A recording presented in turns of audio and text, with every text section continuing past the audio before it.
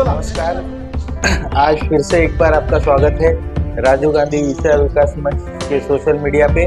और आज हमारे साथ में यहाँ पे आए हुए हैं राजीव गांधी विचार विकास मंच के महासचिव तथा महाराष्ट्र प्रभारी राजू जी चौरमल। आपका बहुत बहुत स्वागत। धन्यवाद।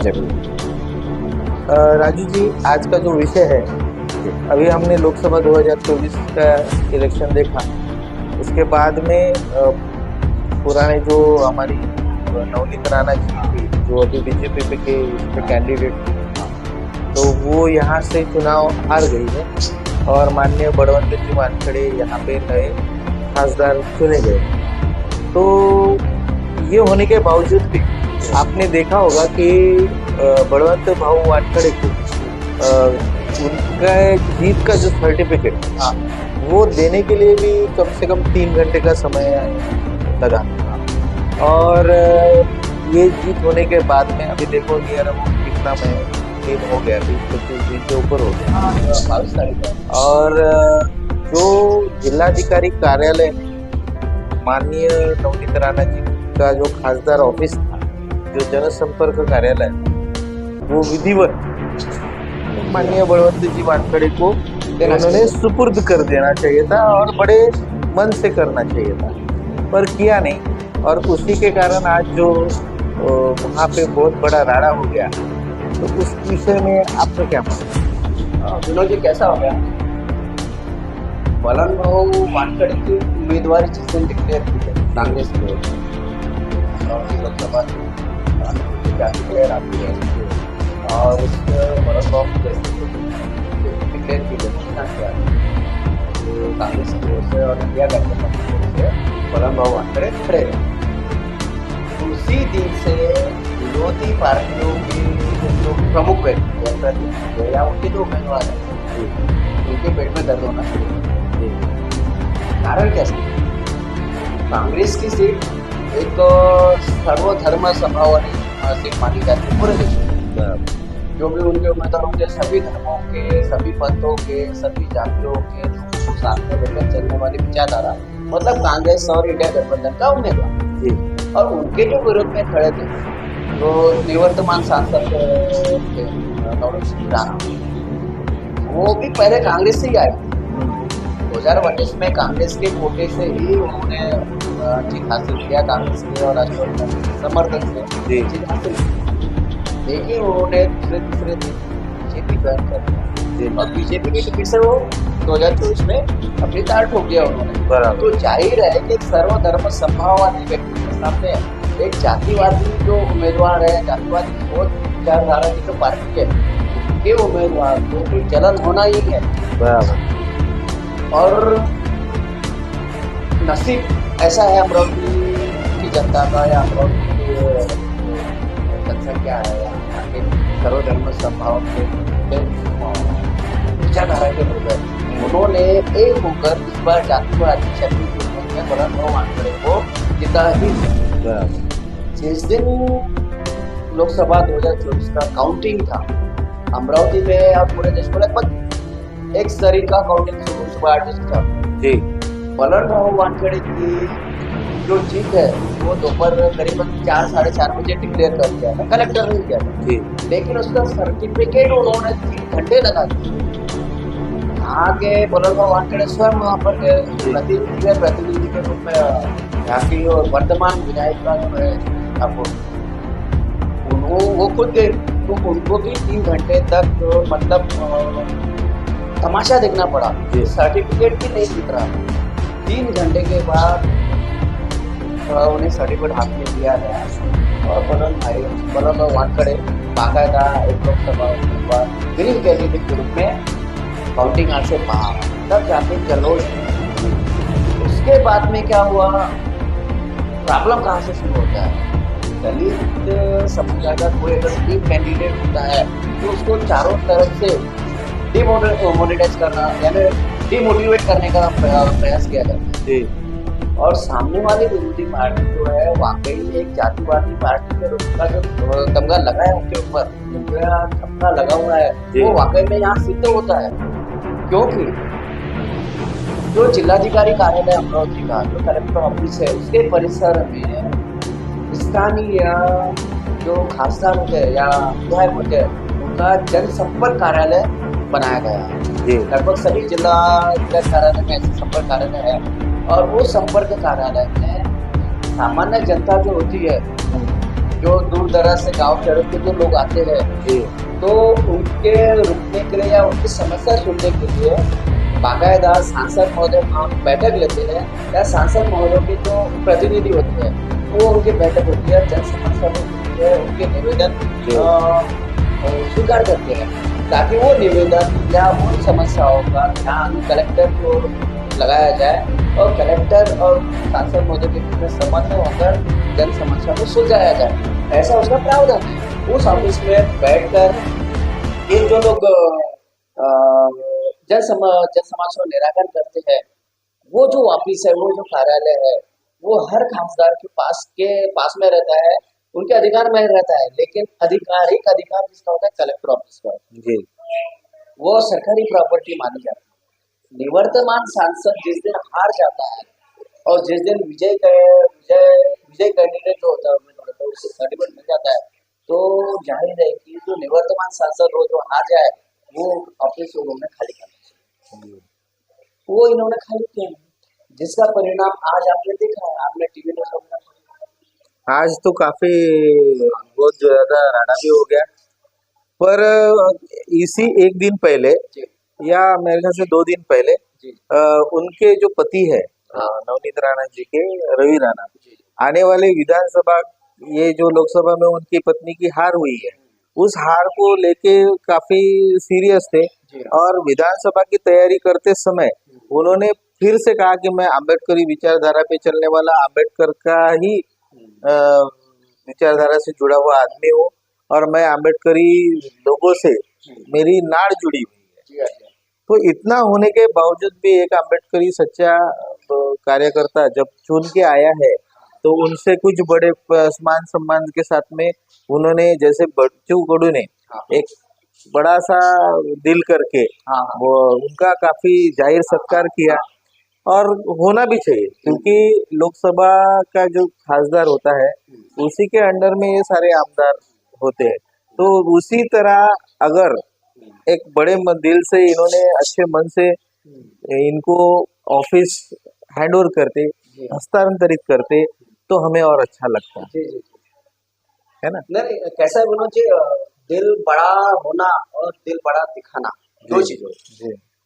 दिखावे के लिए आप दिखावा कर सकते हैं, सत्कार ले सकते हैं, लेकिन जब दिल बड़ा होता है ना, वो इंतजार नहीं करता सत्कार करना, टाइम नहीं लगा। जिस दिन बलराम वानखेड़े का विजयी उम्मीदवार के रूप में घोषणा हो गई, सर्टिफिकेट हाथ में आ गया, उस दिन नहीं तो कम से कम दूसरे ही दिन उन्होंने बलराम को शुभेच्छा देना चाहिए, उनका सत्कार करना चाहिए था। ये चीजें होती है ना, हार जीत लगी रहती है। काम तो आप भी अगर नवनीत जी भी जीत जाते तो जनता का ही काम करना पड़ता है। बलराम जीते हैं तो वो भी जनता का ही काम करेंगे, वो किसी दूसरे अकोला, यवतमाल, बुलढाणा वगैरह, नागपुर, दिल्ली, मुंबई जाके तो काम करने वाले नहीं। उनकी जो नीति है वो तो यहीं पर लगने वाली है, वो तो अमरावती जिले के लिए। अगर आपको अमरावती का विकास सही मायने में चाहिए तो आप ये नहीं बोल सकते कि अमरावती वालों ने गलती कर दिया नवनीत राणा को हरा कर, जी या फिर अमरावती की जनता ने गलती कर दिया बलवंतराव वानखेड़े को जिताकर। बराबर। ये जो सोच है, ये जो विचारधारा है, ये मूल रूप से नवनीत राणा के पति जो है रवि राणा जी ने जो प्रेस कॉन्फ्रेंस किया था 4-5 दिन पहले, उन्होंने ये बताया, तो ये सोच उनकी मूल रूप से गलत है। जी क्योंकि आपने ठेका लेके रखा है अमरावती की जनता का भला करने का, ये आप खुद होके बता रहे हैं। जी आपने जितना विकास किया नहीं किया वो अमरावती की जनता ने देख लिया। जी अमरावती की जनता ने ये देखने के बाद में आपको मैंडेट दिया, स्पष्ट मैंडेट दे दिया कि आप विपक्ष में बैठो। जी क्योंकि जनता, अमरावती की जो जनता है, सामान्य जनता है, जो गरीब जनता है, उन्होंने आपके 5 साल का कार्यकाल देखा हुआ है। वो कार्यकाल के मुद्दे पर आप नहीं जीत सके, ये जनता ने आपको बताया। जी और जनता ने उस व्यक्ति को चुनकर लाया है जो वाकई में गुरुपुत्र के रूप में जाना जाता है। जी जिला परिषद, ग्राम पंचायत से लेकर सरपंच से लेकर जिला परिषद सदस्य, सभापति, उसके बाद में विधायक, ऐसा उनका सफर रहा हुआ है। सांसद बना दिया अमरावती जनता ने, और अमरावती की जनता ने गद्दारी किया, ऐसा आपने बाकायदा दर्शाया है अपने प्रेस कॉन्फ्रेंस में। अपनी हार का ठिकरा आपने बच्चू कौर की पार्टी पर तो डाला ही है, दिनेश गुप्ता को इल्जाम लगा ही है, जी बच्चू कौर विधायक प्रहार जनशक्ति पार्टी के, लेकिन उनका भी अपमान आपने किस ढंग से करना चाहिए, वो आपकी राजनीति की परिपक्वता जो होती है वो दर्शाती है कि अभी आप मैच्योर नहीं हुए राजनीति। जी मैच्योरिटी ऐसे होना चाहिए, क्योंकि वो बच्चों कौर का समर्थन आपकी भी पार्टी जिसके साथ आप अलायंस में, जी उसी पार्टी को समर्थन, बराबर। और आप उसी पार्टी के उसी संगठन में रहकर बच्चों कौर को आप डाउन ग्रेड जो करते हैं या उन्हें हल्का जो गिनते हैं, वो आपकी मानसिकता बदलती है। वो मानसिकता के चक्कर में आपने बुद्धिस्ट समाज के व्यक्ति जो 34-35 साल के बाद में चुनकर आया है बाकायदा कांग्रेस की सीट पर, उसका भी मानसिक खच्चीकरण करने का काम आपको। क्या बुद्धिस्ट व्यक्ति अमरावती की जनता का विकास नहीं कर सकते? या बुद्धिस्ट उम्मीदवार जो जीत कर है सांसद, वो क्या दूसरे समाज के लोगों को साथ में लेकर अमरावती काम नहीं कर पाएंगे, विकास नहीं कर पाएंगा, ऐसा आप सोच रखते हैं? क्योंकि आपने बाकायदा कहा है कि अमरावती की जनता ने अमरावती का विकास करने के बीच में रोड़ा डाला है, और बलवंतराव वानखेड़े को जिताया और नवनीत राणा को हरा दिया। इसका परिणाम अमरावती की जनता को भुगतना पड़ेगा। आपने कहा है ना, आपने बाकायदा प्रेस का, तो आपका दिल कैसा बड़ा होगा? आपकी सोच बड़ी नहीं है, आप जब सोच बड़ी रखेंगे तो ये चीजें नहीं होना चाहिए। और उसके बाद में प्रेस कॉन्फ्रेंस में आपको ये बताया है कि मैं बाबा साहब अम्बेडकर का ही अनुयायी हूँ और मैं उनके ही तत्वों पर चलता हूँ और उनको ही फॉलो करता हूँ, ऐसा आपने बाकायदा कहा है ना प्रेस कॉन्फ्रेंस में। लेकिन आपने बाबा साहब अम्बेडकर के तत्वों को फॉलो करने से पहले कभी आपने सोचा कि मैं हनुमान चालीसा कैसे पढ़ूं? बाबा साहब को फॉलो करने से पहले कभी आपने सोचा कि मैं शिव पुराण कैसे आयोजन करूं? बाबा साहब के तत्वों का और उनके विचारों का आत्मसात करने से पहले आपने ये सोचा कि जो संविधान की धाराएं बदल रहे हैं, जो संविधान के जो प्रावधान है आरक्षण के, उसको हटाने के लिए जो काम कर रही है पार्टी, उसको आपने कैसे समर्थन दिया? आप बाबा साहब अम्बेडकर के अनुयायी कैसे हो सकते? शिवपुराण में भी उन्होंने गौतम अंधविश्वास के विरोध को, अंधविश्वास को आपने बढ़ावा देने के लिए महाशिव पुराण का आयोजन किया, तो किसे पता नहीं है अमरावती शहर। और गौतम बुद्ध का भी फोटो उन्होंने लगाया था, काफी बवाल हुआ था, FIR तक हो गई थी। जिन्होंने देवता, अंधविश्वास, श्रद्धा इन सबको नकारा है, उनका फोटो आपने महाशिव पुराण के आयोजन में लगाया, अपमान किया, ऐसा मैं समझता हूँ। और इसके विरोध में आपको अमरावती की जनता ने मैंडेट दिया है, मुस्लिम समाज ने भी दिया है, दलित समाज ने भी दिया, ओवरऑल हिंदू समाज ने भी दिया है, जो ऐसे डमुष्टों को नकार दिया। और आप कह रहे हैं कि अमरावती की जनता ने अपना नुकसान किया। और मैंने तो उनके कुछ सोशल मीडिया ग्रुप्स है, उस पर मैं दिखाया मेरे दोस्त ने, तो उस पर ये था कि जो जहाँ पे भी मुसलमानों के वोट ज़्यादा है, यानी नवनीत राणा को 1 वोट है, 0 वोट है, 2 वोट है, ऐसे जगहों पे उन्होंने कहा है कि लव जिहाद के जैसा हाँ तो अभी ये से पढ़ने जिहाद चालू हो गया ना। अभी देखिए ना, जिस दिन 4 तारीख को जैसे ही निकाल आया है, जी। मैंडेट आया है, देश की जनता ने दिया है इंडिया गठबंधन को और एनडीए गठबंधन को, उस रिजल्ट को देखते हुए इन्होंने अपने पुराने पटे, यानी पुराने वीडियो सोशल मीडिया में वायरल कर रहे हैं लव जिहाद करके। हम दो हमारे 10 इस टाइप की बातें शुरू होती हैं। हिंदू मुस्लिम विवाद शुरू हो चुका है, मंदिर मस्जिद शुरू हो चुका है। अभी आपको लेटेस्ट जानकारी बता देता हूँ, जो अयोध्या क्षेत्र जो आता है फैजाबाद में, वहाँ जो दलित उम्मीदवार जीता है ना, वहाँ की जो जनता ने जो मैंडेट दिया था, वो जनता और वहाँ के जो साधु संतों ने जो सपोर्ट किया था दलित उम्मीदवार को, उन लोगों को तकलीफ देने का काम स्थानीय जो जाति वाले संगठन है आरएसएस, नाम नहीं लेना चाहिए और वो है या नहीं वो मुझे पता नहीं, लेकिन वो साधु संतों को और स्थानीय लोगों को भी परेशान किया जा रहा है। अभी सिर्फ अटका दी है नजर आ रहा है। अभी तो 5 साल आपकी सरकार रही है, यानी देश की दिशा में लेकर जाना चाहती है, ये समझ नहीं है। और इधर रविदाना कहते हैं मैं अम्बेडकर का हूँ, मैं बड़े दिल वाला हूँ, और बड़ा दिल वाला है तो सबसे पहले दलित समुदाय में तो आए हुए जिले में सांसद बने हैं, सबसे पहले उनके लिए अपना जो ऑफिस जो आपने कब्जा करके रखा खाली कर देना चाहिए। इसके लिए भी बड़े बाकायदा कलेक्टर को पत्र दिया है, उसे मुलाकात दिया है। कलेक्टर भी अपने अधिकारों के प्रति जागृत नहीं है, ऐसा दिखता है।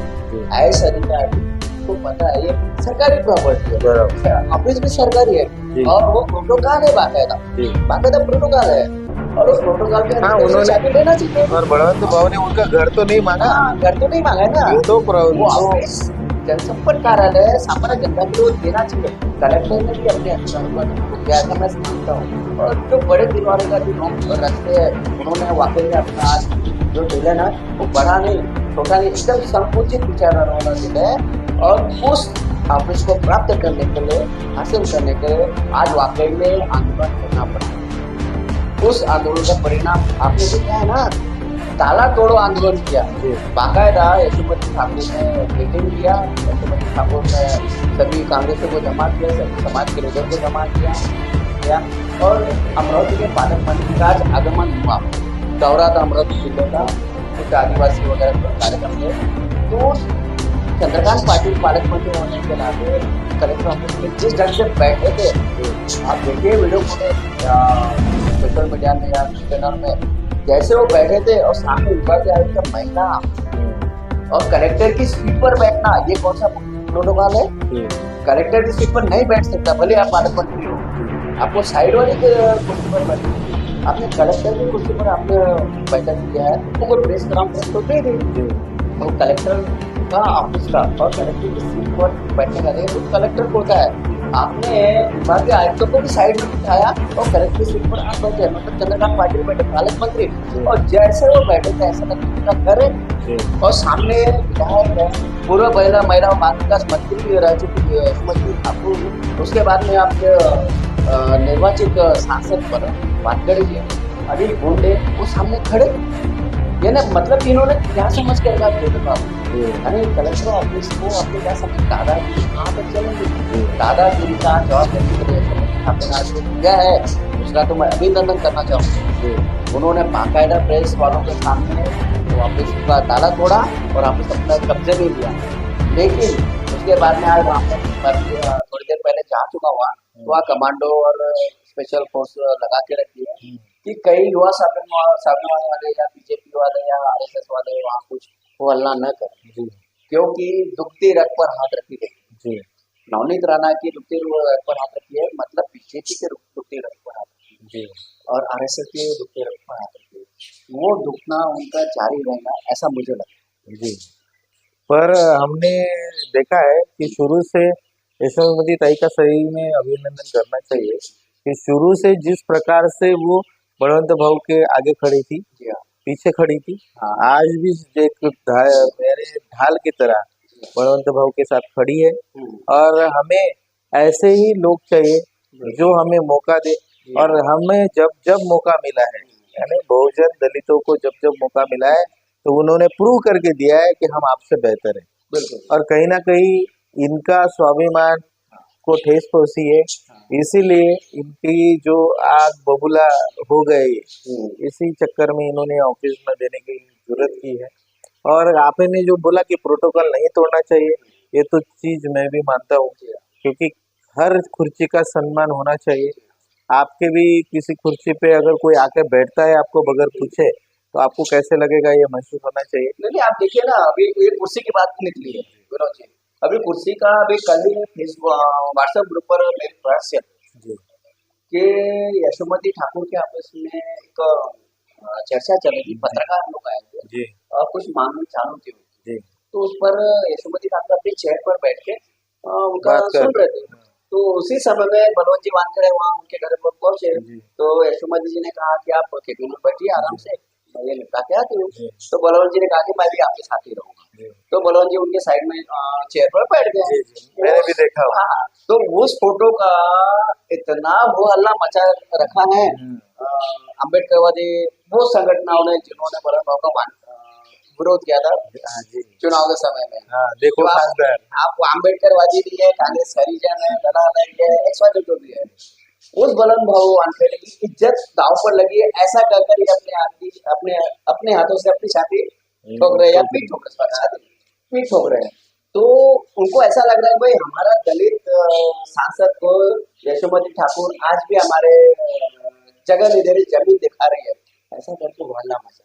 तो अगर ये बात ऐसी है राजू जी, तो क्या हम ये समझे कि इनडायरेक्टली ये नवनीत राणा को चाहते थे, यानी इनडायरेक्टली बीजेपी को सपोर्ट कर रहे थे। हाँ तो बिल्कुल सही बात है ना, यानी ये तो खुद बीजेपी के दलाल हो गए। हाँ मुझे एक बात बताइए, आपकी संगठन ने या आपकी पार्टियों ने जो उम्मीदवार दिया था अमरावती, जो उम्मीदवार दिया आनंदराजी अम्बेडकर, या फिर बच्चू कडू ने जो उम्मीदवार दिया था दिनेश बाबू, और ऐसे 35-36 बहुत सारे उम्मीदवार थे, उन्हें पता था ना कि वो जीत नहीं सकते, क्योंकि उनका यहाँ पर कुछ भी नहीं है, वजूद ही आपकी एक शाखा नहीं है, आपका एक सरपंच नहीं है, आपका एक ग्राम सेवक नहीं है, आपका कोई विधायक नहीं है, आपकी कोई मतलब पार्टी का जनाधार भी नहीं है।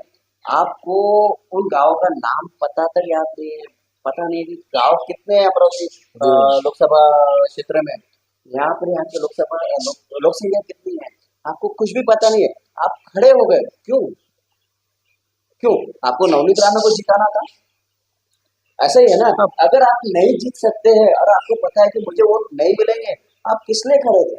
सवाल ये उठता है, जब आपको पता है कि यहाँ पर एक ऑलरेडी बुद्धिस्ट व्यक्ति है जो ऑलरेडी 2 साल से मेहनत कर रहा है और उसको कांग्रेस की टिकट मिली है, और कांग्रेस के साथ में इंडिया गठबंधन भी है, राष्ट्रवादी, शिवसेना वगैरह वगैरह बहुत सारे पार्टी है। दलित समुदाय और मुस्लिम समुदाय का 100% उन्हें समर्थन हासिल है, फिर भी आपने उसके ऊपर फॉर्म भरा ठीक है, लेकिन जब आपको पता चला कि आपके लोग आपके साथ नहीं, आप चले गए थे ना, तो डबल क्यों खड़े हो गए? ये भी सोचने वाली बात है। तो जाहिर है कि इन्हें कांग्रेस का उम्मीदवार ही नहीं चलता, ये पक्का फिक्स हो गया। तो उस उम्मीदवार का विरोध करने के लिए आपने ऐसे व्यक्ति को जिताने की कोशिश किया है, ऐसी पार्टी के उम्मीदवार को जिताने की कोशिश किया है जो संविधान को बदलना चाहता है, जो संविधान के हर तरतूत को बदलना चाहता है। संविधान ही नहीं रहेगा तो आपके अम्बेडकरवादी पार्टियों के प्रतिनिधियों का क्या लेना देना? आप संविधान बचाने के लिए आप लड़ाई नहीं लड़ते, संविधान बचाने के लिए आपके नेता लोग मोर्चे नहीं निकालते, आंदोलन नहीं करते। बाबा साहब अम्बेडकर ने ही संविधान लिखा है, तो आपका ही अधिकार है संविधान बचाने का। और आपके नेता कहते हैं और आपके कार्यकर्ता कहते हैं कि हमने ठेका लेकर रखा है संविधान बचाने का, ठेका आपने लिया हुआ क्योंकि संविधान लिखा है ना, बाबा साहब का भारत से उस संविधान को बचाएगा, आपने तो किया ही नहीं है। संविधान बचाने का ठिकरा जो आप फोड़ते हैं, कांग्रेस क्यों कर रही है संविधान बचाओ, या राहुल गांधी की किताब लेकर घूम रहे हैं और बाबा साहब को सामने क्यों कर रहे हैं? क्योंकि वाकई में उन्हें पता है कि संविधान खतरे में। राहुल गांधी ने लगभग हर सभा में रहते थे, बाबा साहब का संविधान जो लाल किताब थी काफी वो लोगों को दिखाते थे, और वाकई में संविधान की कल्पना इन्होंने बदली है 10 साल में, कल्पना से परे है।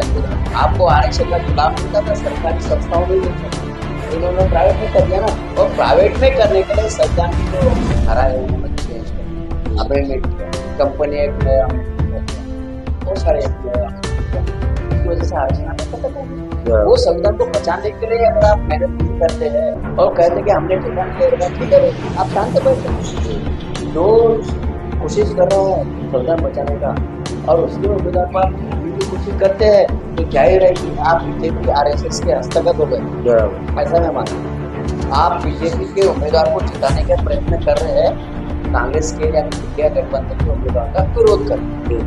चुनाव हो चुका है ना, चुनाव हो गया, 18 दिन हो चुके हैं। आज अगर बलराम भाऊ वानखड़े अगर यशोमती ठाकुर के साइड में बैठते हैं, वो यशोमती ठाकुर का घर है, उसका ऑफिस है वो, और अपनी ऑफिशियल कुर्सी किसी को भी कोई नहीं देता, ये बाकायदा प्रोटोकॉल है। आप तहसील ऑफिस में जाएंगे, तहसीलदार की कुर्सी पर तहसीलदार बैठा होता है, और उस समय में इनके साथ SDO साहब आते हैं, SDO के साइड में बैठे, और SDO के ऑफिस में अगर इनके कलेक्टर आते हैं तो कलेक्टर साइड में बैठे हैं, और कलेक्टर के ऑफिस में अगर कोई विभागीय आयुक्त आता है तो वो भी साइड में बैठते हैं, और सिटी जो पुलिस आयुक्त होता है या SP होती है पुलिस अधीक्षक, वो भी साइड में बैठते हैं। और सेम SDO कार्यालय में अगर कलेक्टर आता है, कलेक्टर फिर भी साइड में बैठते हैं। ये प्रोटोकॉल है ना। मंत्री की कुर्सी पर मंत्री बैठता है, लेकिन मंत्री किसी संवैधानिक अधिकारी की पोस्ट पर कुर्सी होती है उस पर नहीं कर सकते। वो तो एक संस्कार का भी भाग है कि आपको भी रिस्पेक्ट होना चाहिए उसके ये मुझे लगता है संवैधानिक तरबूज है ना। मुझे बताइए ना, जो मुख्यमंत्री होते हैं, मुख्यमंत्री के केबिन में जब प्रधानमंत्री आते हैं ना, तो प्रधानमंत्री साइड में बैठे, मुख्यमंत्री की कुर्सी पर नहीं बैठे। और हाँ, प्रेस कॉन्फ्रेंस है या प्रेस ब्रीफिंग है या लोगों तक समस्या सुनना है, तो उस समय में वो मुख्यमंत्री का ऑफिस का जो स्वरूप होता है वो बदल जाता है। उस समय मुख्यमंत्री ऑफिस नहीं रहता, उस समय में फिर वो अध्यक्षता कर सकता है प्रधानमंत्री। लोकसभा जो स्पीकर होते हैं, अध्यक्ष होते हैं, तो लोकसभा की सीट पर किसी प्रधानमंत्री को आपने बैठक देखा, जबकि लोकसभा अध्यक्ष का चुनाव ही प्रधानमंत्री की सिफारिश पर राष्ट्रपति करते हैं, है ना। तो प्रधानमंत्री लोकसभा की सीट पर भी नहीं बैठते। ये प्रोटोकॉल है, दूसरों का मसला है। कल तो इतनी बहस हुई, सामने वालों को समझा के बता दिया, ठीक है भाई आप बढ़े, कोई हरकत नहीं, आप बढ़े, लेकिन ये सब चर्चा करके आप क्या करना, क्या सिद्ध करना चाहते हैं। तो बलराम भाऊ वानखड़े को एक हादसा जो मिलकर आया है, तो सांसद मिलकर आया, यशोमती ठाकुर वो मान सम्मान नहीं दे रहे, तो हमारा अभी दलित प्रेम, अम्बेडकर प्रेम जो है वो जाग गया है, इसलिए आप उसका विरोध करें, गलत है। बलराम भाऊ वानखड़े के ऑफिस में अगर आप जाएंगे तो यशोमती ठाकुर साइड में बैठे, ये मैंने भी देखा है, आपने भी देखा है, सभी को पता है, हर ऑफिस का रूल होता है। लेकिन इस का जो फायदा ले रहे हैं ना, हमारा दलित समाज क्यों ले रहा है वो मुझे समझ नहीं आता। ठीक है, विरोधियों ने क्या चलता है, उनका तो एजेंडा ही हुआ है दलित समाज को कैसा बदनाम हो, लेकिन उनको सहयोग करने का मानस इन लोगों का, इनको भी लगता होगा कि भाई हमारे ये हार में दुश्मनों के साथ मिल जाए। नहीं ऐसा नहीं, वो दुश्मन हो सकता है उनके दोस्त हो अंदरूनी। ये सिर्फ विचारधारा का प्रश्न है। विचारधारा इतनी खतरनाक हो चुकी है कि जो आपको देते हैं, मुझे ऐसा लगता है कि आपने जो पिछली बार कहा था कि जिसने डॉक्टर बाबा साहब आम्बेडकर को पढ़ा है, हाँ, दिल से पढ़ा, हाँ, वो कभी ये हरकत नहीं करे। बिल्कुल। और इसीलिए ये जो अधूरा ज्ञान है और जो बुद्ध धर्म को अपनाने की शक्ति नहीं है उनमें, नहीं तो बुद्ध धर्म में अंगुली मार को भी जो मार काट करके खाता था लोगों को, उसको भी गौतम बुद्ध ने मारा नहीं, सुधारा था। तो ये क्यों नहीं सुधर रही है? आप बताइए ना,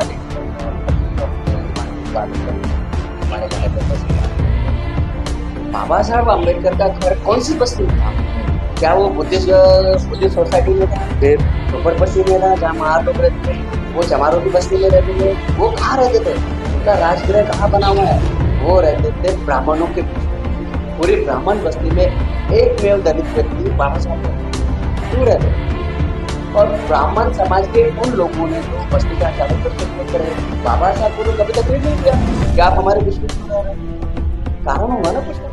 यही बात फॉरेन में जब वो रहते थे, तो वहाँ का कल्चर था कि लोगों को वाइन पिलाई जाती थी, तो जब नेहरू जी आते थे तो बाबा साहब कॉइन भी ऑफर करते थे। हाँ तो उसमें भी ये भी इन्होंने कभी पढ़ा नहीं होगा, तो पढ़ने के बावजूद भी हाँ हाँ। लोगों को गलत डायरेक्शन में लेके गए कि अरे बाबा साहब तो दारू पीते थे। वो एक किताब है, आपको बताना चाहूंगा मैं लेकर। उस किताब में लिखा है कि बाबा साहेब अम्बेडकर के हाथ में वाइन का ग्लास है जी और बाबा साहेब अम्बेडकर को शराब किसने पिलाई, हाँ ऐसा एक उसका टाइटल है। वो उस समय बहुत फेमस हो गया था। तो बहुत सारे लोग कर रहे थे कांग्रेस वालों ने पिलाया या घर पर सत्ता चटर्जी सत्ता मैडम ने पिलाया सब, यानी ये जो अफवाह फैलाए थे। एक्चुअली जो आपने भी बात किया ना, नेहरू को उन्होंने प्रपोज किया था कि आप ले गई। नेहरू जी ने अपने मंत्रिमंडल में शराबबंदी का फतवा निकाल दिया था, मतलब प्रस्ताव रखा था और घोषणा करने के बाद देश में शराबबंदी बंद हो जाए। तो आपको पता है बाबा साहब अम्बेडकर पहले वो व्यक्ति थे कि वह उनके प्रस्ताव के विरुद्ध उन्होंने कहा कि नहीं, शराबबंदी नहीं होना चाहिए, शराबबंदी से राजस्व बढ़ता है, जिसको पीना है वो पिएगा, जिसको नहीं पीना है नहीं पिएगा। ये बाबा साहब का कहना था। जिसको इसके दुष्परिणाम पता है वो नहीं पिएगा, कम पिएगा, जिसको नहीं पता वो अपना देखेगा। लेकिन शराबबंदी करने से जो राजस्व जो मिलता है, और अभी हमें राजस्व की बहुत आवश्यकता है। 300 करोड़ मिले ना, 365 करोड़ मिले थे ना, पैसा भी चाहिए। इन पैसों से बाकी के काम होते हैं। तो इन चीजों का भी दुरुपयोग करने में नंबर 1 हमारे ही लोग हैं। हालांकि पोस्ट ये नहीं बनाते, लिखा इनका नहीं है, राइटिंग इनके नहीं है, शब्द भी इनके नहीं होते। वो जो सामाजिक समरसता मंच है, जो आईटी सेल है, वो आईटी सेल से तैयार होता है बाकायदा, और व्हाट्सएप यूनिवर्सिटी में जाने के बाद वो कम फॉरवर्ड करते हैं, ये ज्यादा फॉरवर्ड करते। इनको ये भी नहीं पता चलता कि हम क्या कर यानी अपनी बदनामी, अपनी समाज का नुकसान ये अपने हाथों से कर रहे हैं। इनको ये पता ही नहीं है। इन्होंने बाबा साहब को पढ़ना चाहिए, तब बाबा साहब के बारे में करना चाहिए। बाबा साहब के खंड जिस दिन ये लोग पढ़ेंगे उस दिन इनका विरोध बंद हो जाएगा, और उस समय में समाज प्रगति करेगा। ये तो छोटा सा ऑफिस का मसला था ना, एक छोटा सा 2 रूम का ऑफिस देने से भी इन्होंने जो हरकतें की है विरोधी पार्टियों ने, वो उससे बड़ा उदाहरण हो ही नहीं सकता कि दलित समुदाय का कोई अगर जीत कर आता है तो वो जीत इनसे पचती नहीं है, क्योंकि पेट में दर्द शुरू हो जाता है। 18 दिन हो चुके हैं, उन्होंने पहले दिन चाबी सौंप देना चाहिए था कलेक्टर ऑफिस में, क्यों नहीं दिया? अभी कहते हैं कि हमने 19 तारीख को ही पत्र दिया था कलेक्टर ने, तो 19 तारीख को दिया था तो बरन वानखेड़े तो कलेक्टर से मिले ना, 19 को मिले, 20 को मिले, 21 को मिले, फिर कलेक्टर ने चाबी क्यों नहीं दिया? क्या कारण था? इसका मतलब वो पत्र भी झूठा है ऐसा लगता है, या फिर अपने आप को बचाने के लिए बैठक का पत्र आप दिखा रहे हैं, ऐसा हो सकता है ना? हो सकता है। इनके तो कारगुजारी ऐसा भी पता है। तो जनता सावधान हो चुकी है। अभी वो जो ऑफिस अभी जो रनिंग खासदार के सांसद के हाथ में है, जनता की समस्याओं को सुनने का वहाँ पर प्रावधान होगा। जनता की कार्य जो कष्ट है या उनके दुख है या उनकी समस्या है वो किस तरह से हल हो, और कलेक्टर और प्रशासन से किस तरह से हेल्प मिले लोगों को, इसका समन्वय स्थल वो ऑफिस है। और वो बलमबाग वानखेड़े के मदिरा क्षेत्र में आ गया, और इसका पूरा श्रेय यशोमती ठाकुर को मैं आज भी दूंगा, क्योंकि एक ऐसी लेडीज जो उच्च वर्गीय है, 3 बार विधायक रही है, महिला बाल विकास मंत्री, बहुत सारे पद है, उसने ऐसे व्यक्ति को सामने किया है जो प्योर बुद्धिस्ट है, और उस प्योर बुद्धिस्ट व्यक्ति का जो रक्षण, जो सुरक्षा होती है ना, वो यशोमती ठाकुर अकेले कर रही है।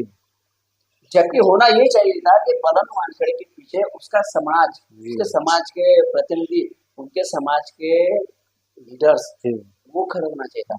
आज वो कोई नहीं दिखा, एक भी व्यक्ति या एक भी नेता नहीं था।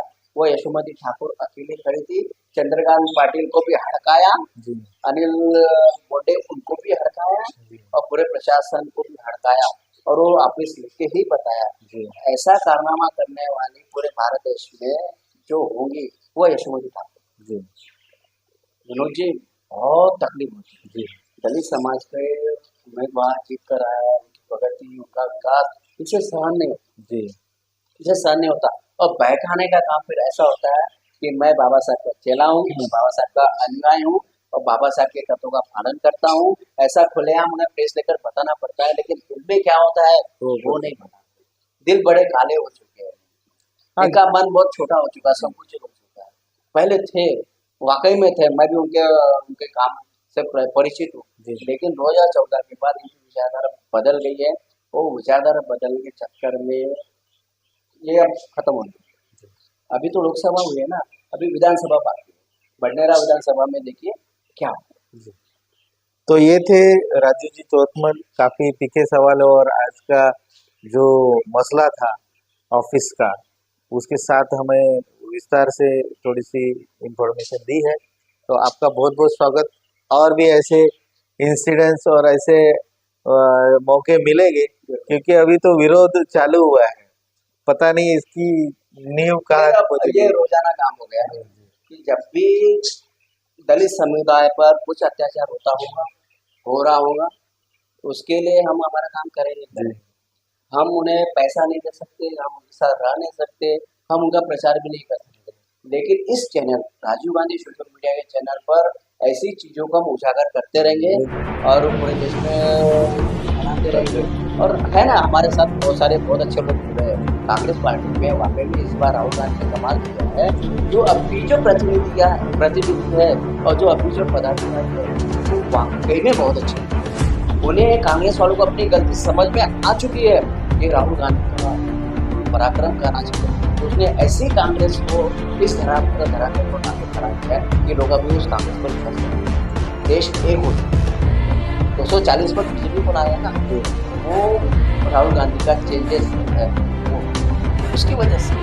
और अमरावती में मुख्यमंत्री ठाकुर है, तो मुझे नहीं लगता कि कोई अत्याचार होगा वो पीछे रहेगा। तो धन्यवाद काय गुन्हे दाखल करणार आहे? ऑफिस ताब्यात घेण्यासाठी काय गुन्हे दाखल करणार आहे? कशासाठी? अरे वारे चला तोड चाबी देणार आहेत का?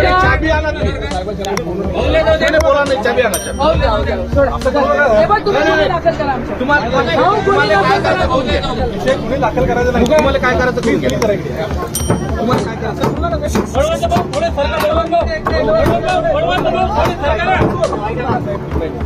चर्चा करून घ्या ना. तुम्ही चर्चा केली आम्ही 4 दिवसापासून साध्य करून घ्या ना आपण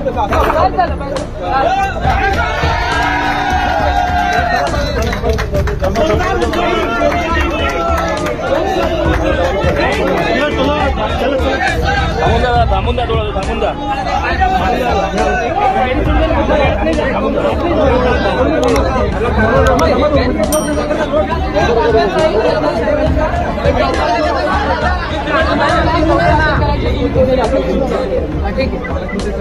आम्हाला यायचं नाहीये, आम्ही येणार नाही. चला सर का, चला सर.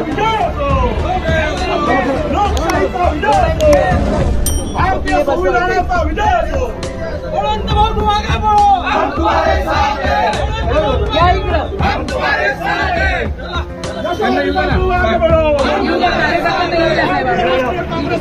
येऊ द्या.